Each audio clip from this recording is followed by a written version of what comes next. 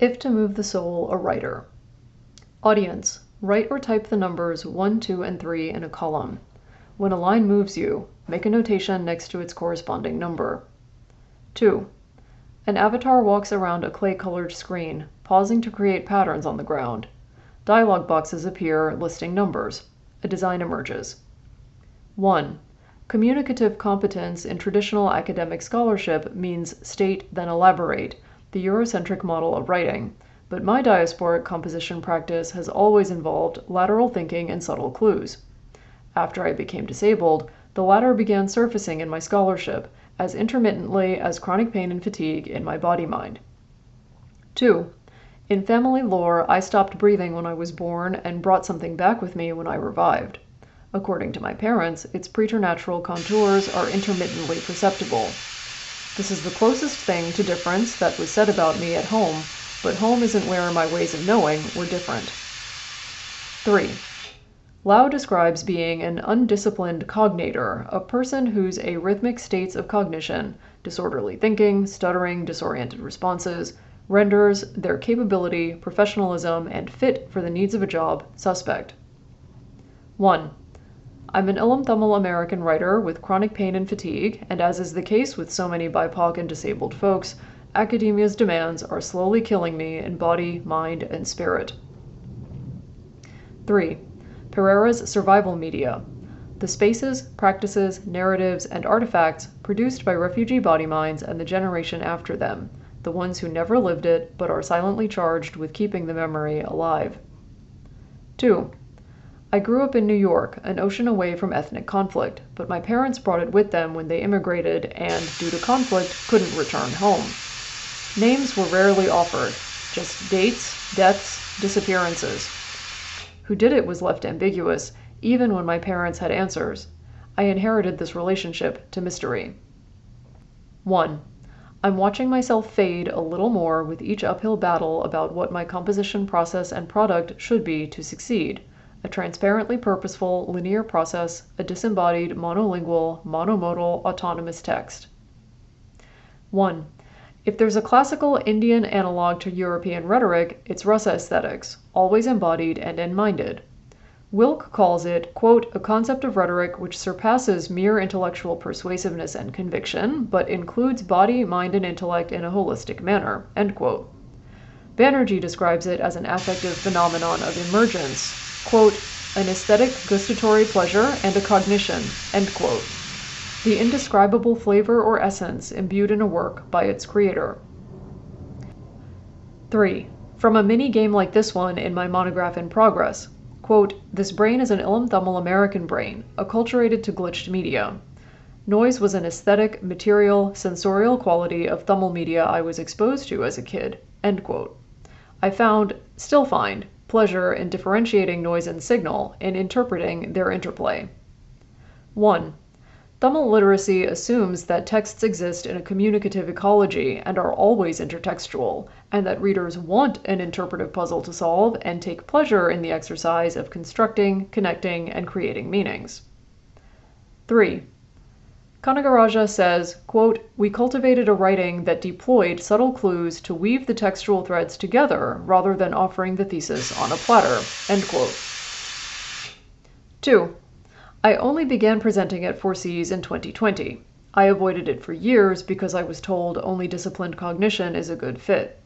This talk, the only shit my pained, fatigued, immune-dysregulated body-mind can produce right now, isn't that. I write this while recovering from surgery. I write this during the ongoing Palestinian genocide.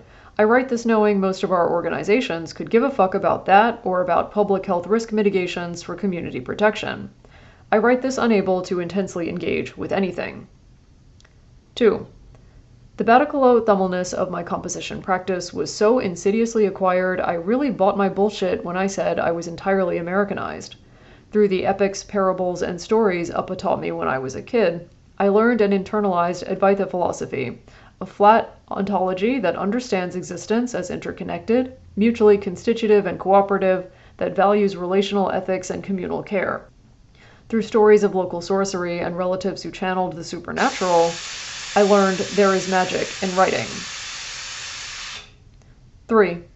Too often, quote, the successful text is the one that murders me to protect you, end quote. 1. The Eurocentric tradition is filled with binaries: mind-body, human-non-human, representation-object, normal-abnormal. School taught me anomaly is deviancy in both body, mind, and writing, so I lean hard into writerly techniques and disciplinary names that help disguise or legitimize my diasporic-disabled composition practice. 2. Scholars senior to me said, traditional work is easier for the academic community to understand, but isn't it insulting to imply that this audience doesn't want to work for it, is too inflexible to vary its monolingual, monomodal reading orientation and hermeneutics? Not to mention the Eurocentric audacity of it. The use of rasa, magic, and intentional ambiguity is what makes my work traditional. 3. Van Hollen characterizes her writing as a kolam, a design that intersects with and loops around various non-hierarchically arranged points with no identifiable beginning or end. Rather than making a single, overarching, neatly packaged point, her writing, quote, loops and swirls around several key points of reference, each of which is given equal valence. Each point in the kolam maintains its independence, suspended in space in the interstices of the looping lines which pull the individual points together into one web of interlocking boomerangs flying in different directions, end quote. 1. Academic composition is an inherently normalizing enterprise, where normal is Euro-American and non-disabled, rejecting cultural and disabled narrative practices for their apparent failure to conform with ideals of rhetorical competence. English language standards and academic genre conventions fetishize a final product that is this normal. 3. Fictocriticism, a form of writing for which there is no blueprint specific to the writer's politics of poesis, as Gibbs puts it, quote, a self-conscious mixing of registers and already mixed genres that mimics both a multidisciplinary approach, which may encounter areas of incommensurability in the overlaps between disciplines, and the methodological impurity of cultural studies, end quote. 1. Wilk describes rasa as the, quote, pre-reflexive, sensory-affective, non-notional experience triggered by sensory mediation, end quote.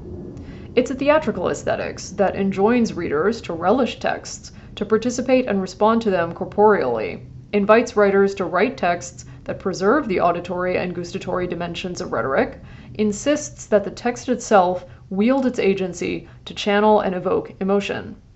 This is what I mean when I ask if the text moves you. 3. Fellis observes that rasas lose their liminality when placed into neat, gridded compartments, and actors trained to occupy each box like regimented subjects lose their emotional agility.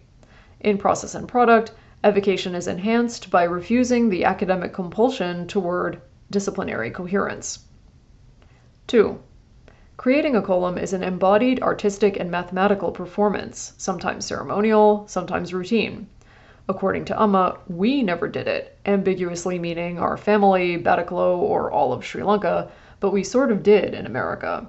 We had a 1980s edition spirograph when I was little. We all played with it. Amma showed me how to avoid slipping the gears and interrupting the pattern, but creating a continuous curve was more important than avoiding or correcting anomalies. 1. It's not that staging rasa is easier. When chronic illness limits my capacity to intensely engage, to juggle multiple registers in my working memory, I default to the associative leaps and participatory sense-making of my diasporic composition practice. 3. Reum says, quote, I do not see examples of how my brain works or my days move in good writing.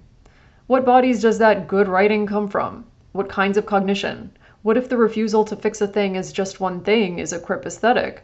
Why do we crave meaning that exists only in one valence? What kind of worldview is that aesthetics the logical outcome of? And more importantly, what kind of world does that logic help build? End quote. 2. And isn't that kind of world the reason why so many of us die unheard? 1. Rasa is the linguistic production of emotion. The sphere of literary production never forgot this abundance. 2. An avatar walks around a screen, strewing patterns in their path. A design emerges. I can no longer tell where I began. Audience. Hold up the number of fingers that represents the number you voted for most. 1 indicated thesis statements, 2 offered context, 3. Made space for intertextual meaning making. Reflect, silently, on what your preference means.